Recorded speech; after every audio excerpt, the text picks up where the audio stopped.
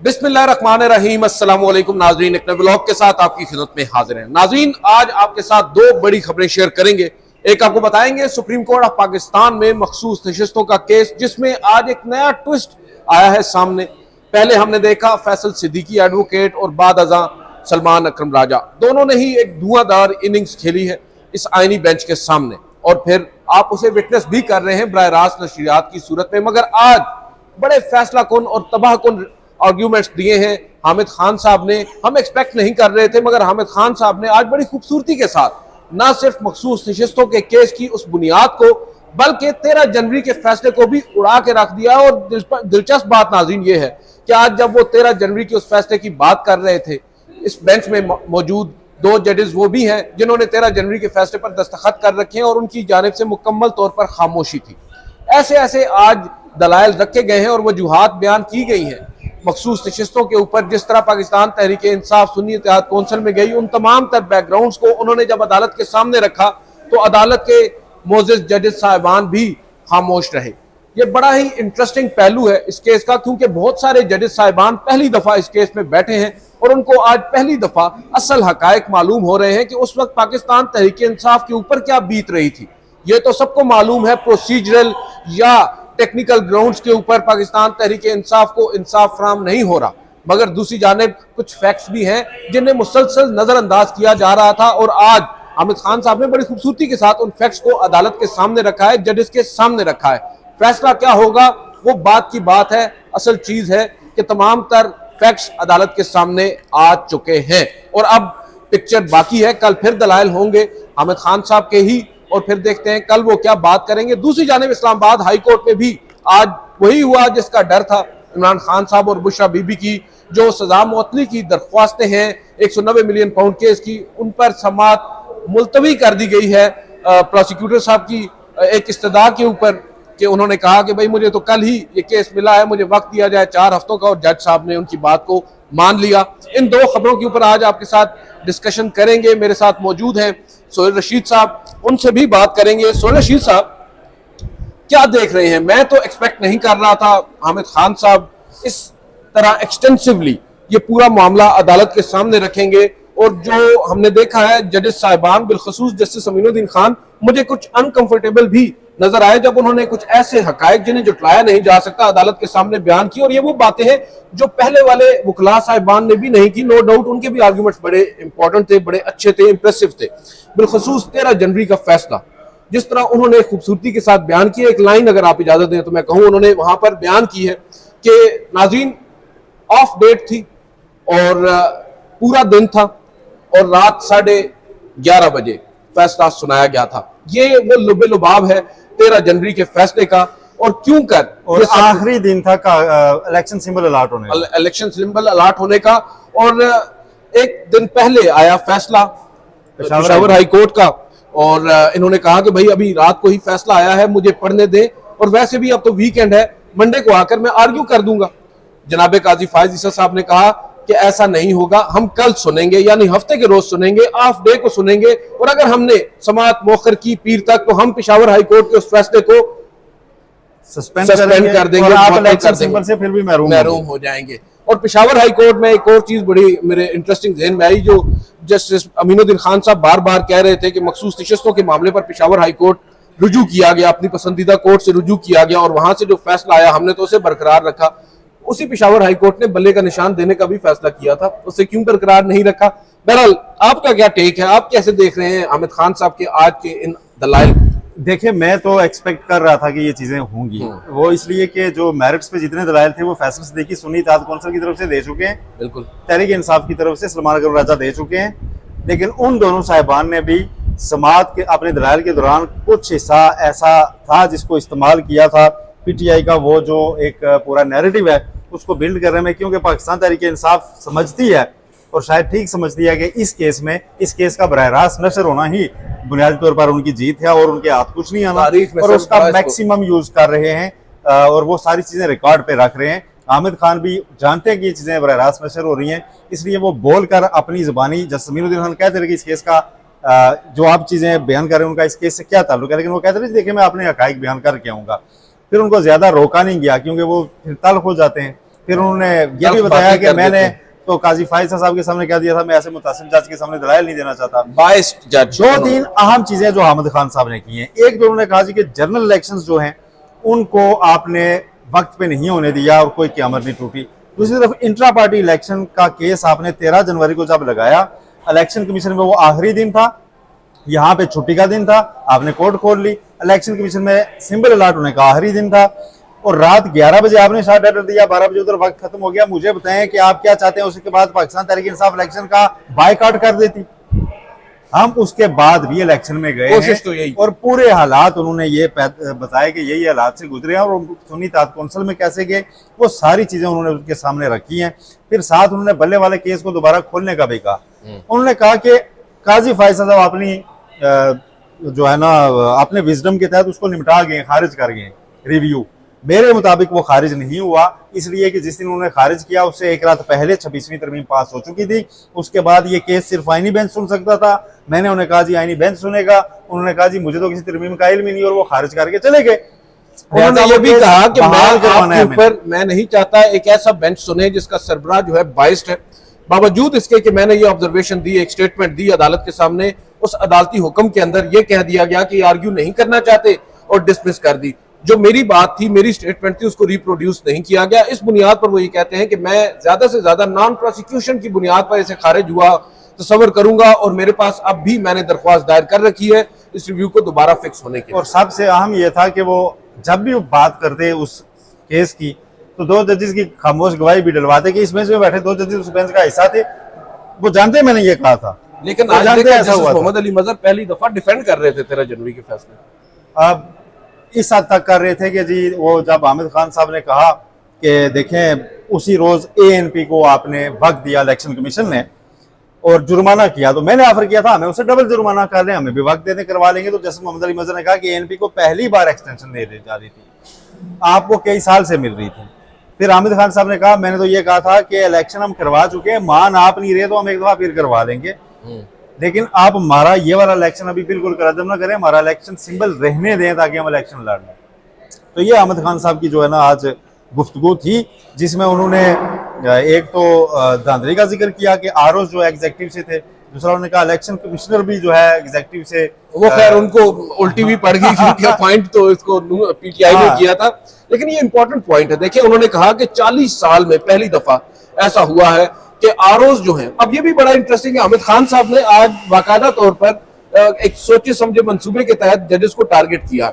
उन्होंने जस्टिस अली बाकर नजफी, जिन्होंने वो फैसला दिया था लाहौर हाई कोर्ट में बैठकर कि जुडिशियल जो ऑफिसर्स हैं उनको होना चाहिए आरओ और जो एग्जीक्यूटिव ऑफिसर्स हैं उनको नहीं होना चाहिए, उस ऑर्डर को किस तरह जस्टिस काजी फैसल साहब ने यहाँ पर रातों रात अभी तो वो मजबूरी के लिए तो था भी नहीं, अभी तो वो इनिशियल समाअत हुई थी, इंटरम ऑर्डर आया था। बिल्कुल ऐसा ही है। और वो वहां पर उन्होंने कहा कि वो ऑर्डर आया एक जज साहब ने दिया, और क्योंकि पाकिस्तान में 40 साल से ये हो रहा था कि जुडिशियल ऑफिसर्स आते थे, जो एग्जीक्यूटिव ऑफिसर्स थे वो नहीं आते थे। हमने वो भी किया, एक जज साहब ने फैसला किया, उन्होंने उस फैसले को रोक दिया। तो उस पर कहा गया कि देखें इलेक्शन जो है वो बिल्कुल सर पर था और ये फैसला असरअंदाज, क्योंकि जज साहब को ये परेशानी लग गई जस्टिस अमीनुद्दीन खान साहब को कि ये कहीं हमारे जज साहब ही ना तोड़ लें।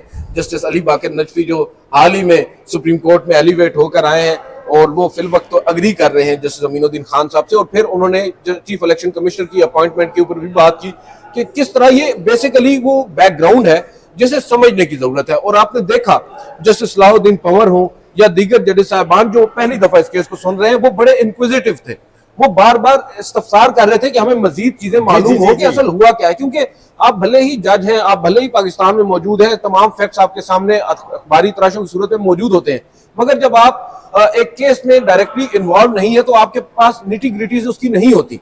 अब यहाँ एक मौका है उन जजेस साहिबान के पास जो पहली दफा इस केस को सुन रहे हैं कि भाई वो जान सकें। और हामिद खान साहब बड़ी खूबसूरती के साथ बयान कर रहे हैं उन तमाम तर वजूहात को, क्योंकि आज यहाँ पर कहा जा रहा था कि 13 जनवरी तो डिसाइड हो चुका, उसका तो रिव्यू भी डिसाइड हो चुका, जैसे जमाल खान बंदोखेल कह रहे थे। लेकिन ये बात बड़ी जरूरी है और वी मस्ट अप्रिशिएट कि 13 जनवरी का ही फैसला है जो बुनियाद है 12 जुलाई के उस फैसले की, तो उसे आप अक्सर नजरअंदाज नहीं कर सकते। तो ये बड़ा इंपॉर्टेंट था जो उन्होंने आज यहाँ पर रखा। और फिर धांधली का जो एस्पेक्ट था आपने उसको देखा कि पहली दफा इस अदालत के अंदर धांधली के ऊपर इलेबोरेट किया गया कि किस तरह एक होती है रिगिंग, एक होती है प्री पोल रिगिंग, किस तरह धमकाया जाता एक होती है पोस्ट पोल रिगिंग। पोस्ट पोल तीनों उन्होंने कवर की है।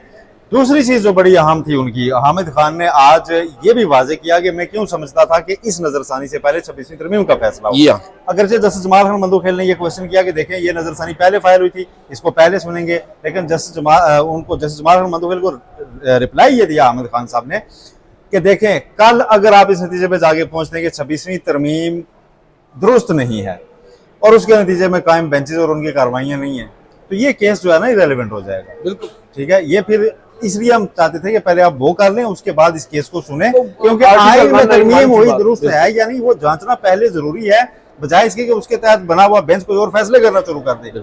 तो ये कुछ लॉजिकली चीजें थी, लेकिन जो एक और फैक्ट है वो ये है कि इस वक्त बेंच जो है ना वो सिर्फ इस केस से रिलेटेड फैक्ट उनके नोट करेगा, बाकी वो भी उनको हाली लाइव स्ट्रीमिंग दे रहे हैं।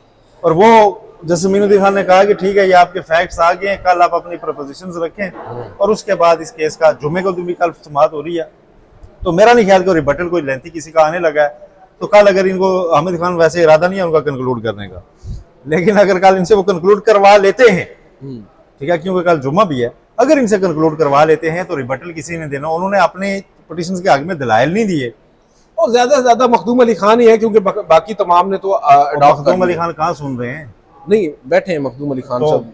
आज बहरहाल उन्होंने उठ के एक आधे पॉइंट पे कहना है, वो उन्होंने अपने रिबटल अगर उनके हुए भी तो मखदूम अली खान साहब का अपना भी एक तरीका है, वो 5-7 मिनट ही लेंगे, वो उसको रिबट कर लेंगे। मेनली चीज ये है मेरे लिए जो आज एक और बड़ी हैरान कुन चीज है जो कि होनी नहीं चाहिए, जैसे मीनुद्दीन खान साहब के बारे में हमें मालूम है उनका एक पॉइंट ऑफ व्यू है और वो उस पॉइंट ऑफ व्यू के साथ इस केस में भी बैठे हैं।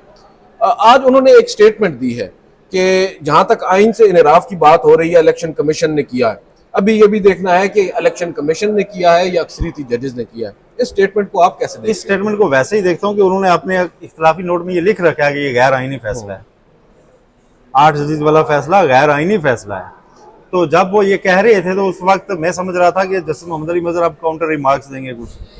जस्टिस मोहम्मद अली मजहर आज मोइज जाफरी साहब ने लिखा है, उनको अप्रिशिएट करते हुए लिखा है कि पहली बार देखा है कि कोई जज इतना डीप जाके अपने फैसले में मुमकिन गलतियों के बारे में पूछ रहा है। बिल्कुल बिल्कुल बिल्कुल बात दुरुस्त है और ये उनका बड़ापन है। बड़ापन देखिए अपनी गलतियों की निशानदेही कर रहे हैं, आप और मैं से लेके हर चीज के ऊपर उन्होंने खुल के कहा है कि क्वेश्चन किया अपनी जजमेंट को, बल्कि रिव्यू पिटिशनर्स ने तो किया ही नहीं, उन्होंने किया है। मेरे लिए ना आज बड़ा वो दिलचस्प लम्हा था जब जस्टिस मोहम्मद अली मजहर साहब की इन ऑब्जर्वेशन जिनका आप जिक्र कर रहे हैं मैं सुन रहा था, मैं ये कह रहा था कि यार देखें जिन जजेस साहिबान ने फैसला लिखा है वो उसको इस तरह डिफेंड नहीं कर पा रहे जिस तरह वो वकला कर रहे हैं सामने खड़े होकर डिफेंड उस फैसले को, और उनके लिए भी बड़ी अजीब सी सिचुएशन है कि भाई जिन लोगों ने दस्तखत किए हैं जब वही अपने फैसले पर कायम नहीं है तो मैं किस हद तक जाऊंगा इस फैसले के दिफा में।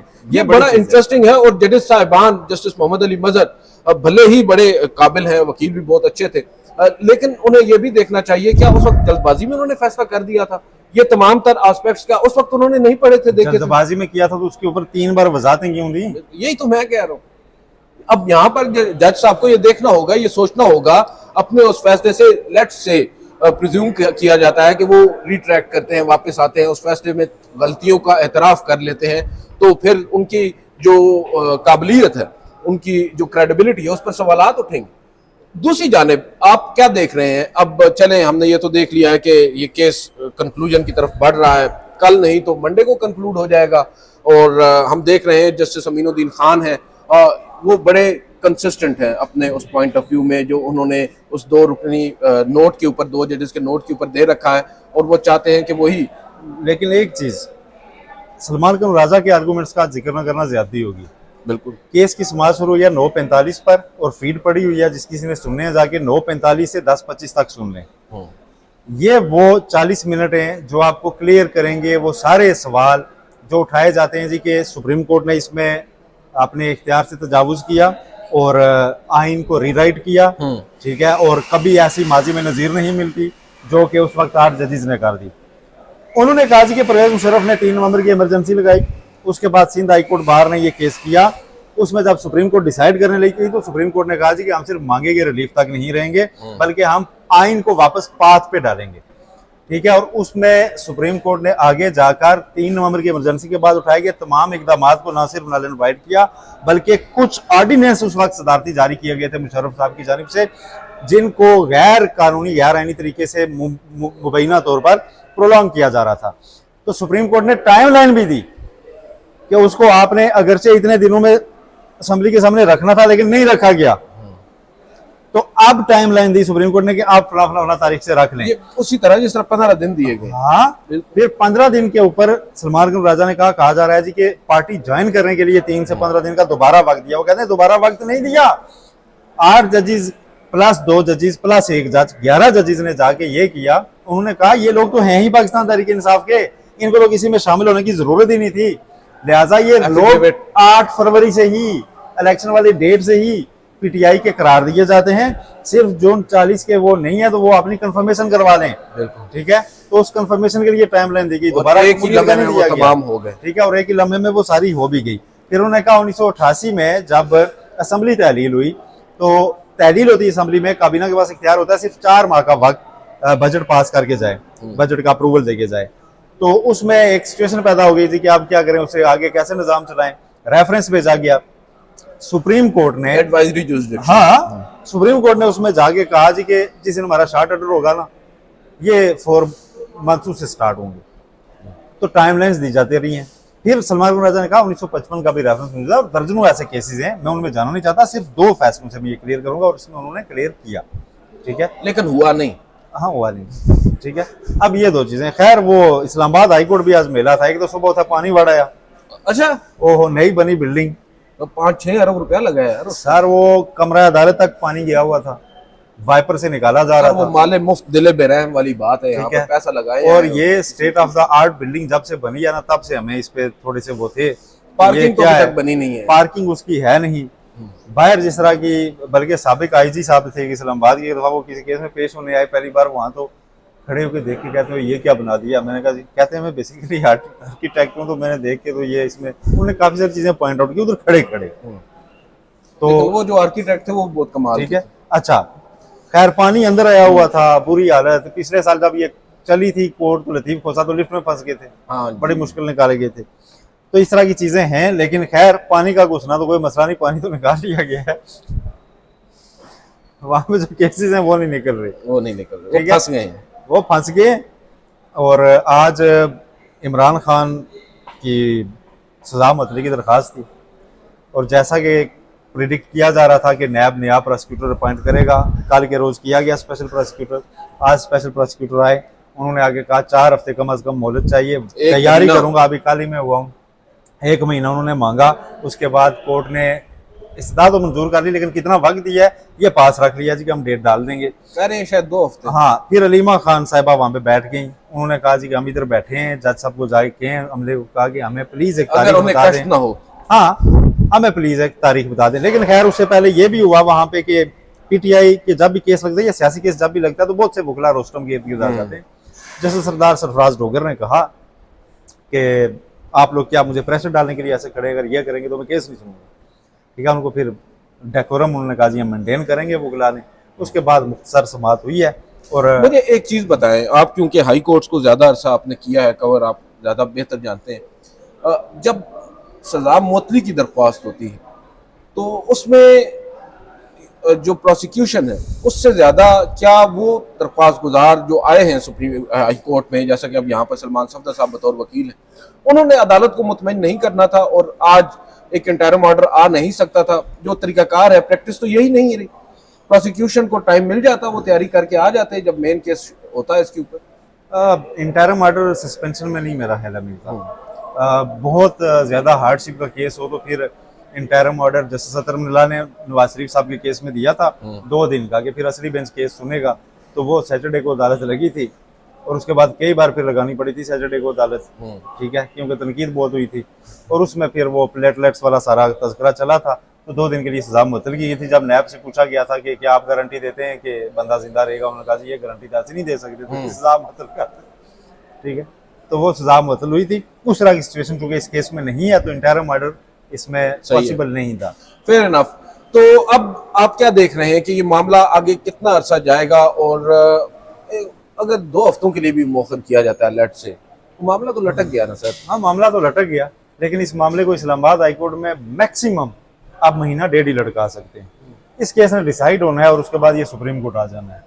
इस दौरान इस्लामाबाद हाईकोर्ट में कोई पॉलिसी तब्दील और कहें कि हम अपीलें जल्दी लगाने लगे क्रिमिनल, और अपील की एक आधी समाअत हो जाए और इन्हें कहा जाए कि आप देखें अब आपकी तो अपील चल रही है, तो फिर इतना सब कुछ हो रहा है इस्लामाबाद हाई कोर्ट में। अभी तो सरफराज डोगर साहब एक्टिंग चीफ जस्टिस है, कंफर्म हो जाना, जब वो कंफर्म होंगे तो फिर मजा आएगा। फिर तो पीटीआई को जो दाखिला है ना, मेरा ख्याल है उस पर पाबंदी लग सकती है। पीटीआई पिछले अरसे में याद कर रहे थे, इस्लामाबाद हाईकोर्ट में इनके कुछ वकला थे, बर्मला कह रहे थे तेरी याद आई तेरे जाने के बाद कि हम जस्टिस आमिर फारूक और जस्टिस मियां साहब को याद कर रहे हैं, जिन्होंने हमारा साइफर केस सुना और बरी भी कर गए। वाह क्या बात है, ये वक्त भी आता है। बहरहाल नाज़रीन, आपने सुना ये 2 केसेस थे जिनका हमने अहवाल आपके सामने रखा है। नेक्स्ट वीडियोस में कोशिश करेंगे आपके सामने आज हामिद खान साहब के वो जो नुकात हैं उनको 1 बाय 1 आपके सामने रखें और आपको बताएं कि ये केस क्यों कर इतना इम्पोर्टेंट है और वो हकायक जो है उनकी निशानदेही क्यों कर जरूरी है। मुझे और सोहेल रशीद साहब को इजाजत दीजिए। अल्लाह हाफिज।